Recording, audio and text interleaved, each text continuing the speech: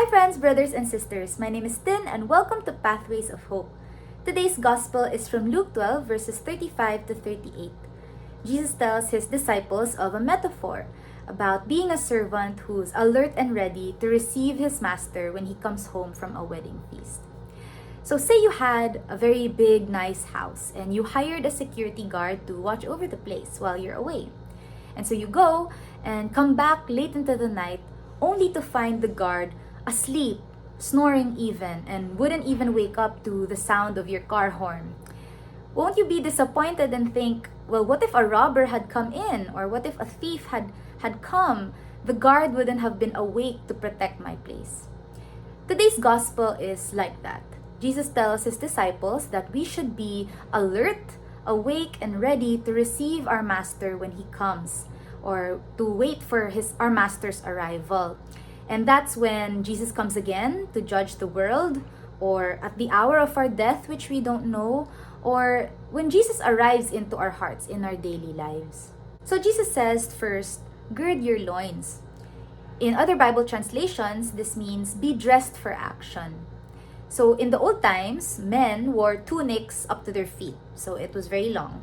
And when they had to do hard labor or fight, they had to lift up the fabric and tie it around their waist, sort of, so that their legs had more room and they could move quickly or more freely. So in the same way, Jesus wants us to be ready to move, to be ready to do hard labor and to fight. In short, we want to be proactive about our lives as disciples. If we were guarding a place, that might look like sharpening our weapons or surveying the vicinity or installing security cameras. And in our lives as Christians, that might mean actively serving in our church or in our community, actively evangelizing the people that we know, being a good influence in our workplace, doing works of mercy and reaching out to those in need, and so on. We want Jesus, our master, to actually find us doing something meaningful while waiting for him, which makes us prepared for anything, instead of just lazing around and coasting along, which makes us sluggish and lethargic.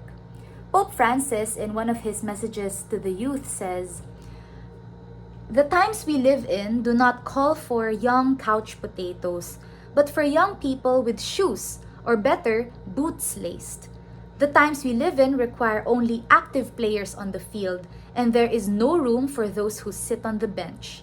Today's world demands that you be a protagonist of history, because life is always beautiful when we choose to live it fully, when we choose to leave a mark." So friends, let us not be couch potatoes, but have our boots laced up and be active players on the field. Let's spread God's love to the people around us, make a difference wherever we go, and live our lives fully, living it for God. Second thing that Jesus says is to light your lamps. Light is necessary to stay awake. And Jesus tells us how important it is to stay awake when everyone else is spiritually asleep. Jesus often used light as a metaphor for truth. And so today's gospel reminds us that apart from being dressed for action, we also need to cultivate an interior life rooted in truth.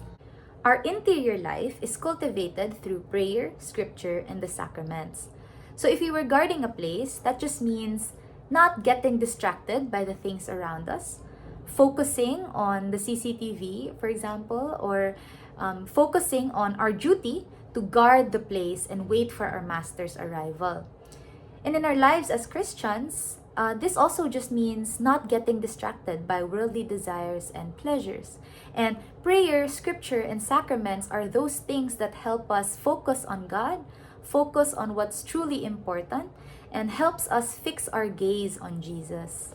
So friends, let us also cultivate a deep interior life, a deep personal relationship with God, so that we will not fall asleep in the darkness, but stay awake in light and in truth.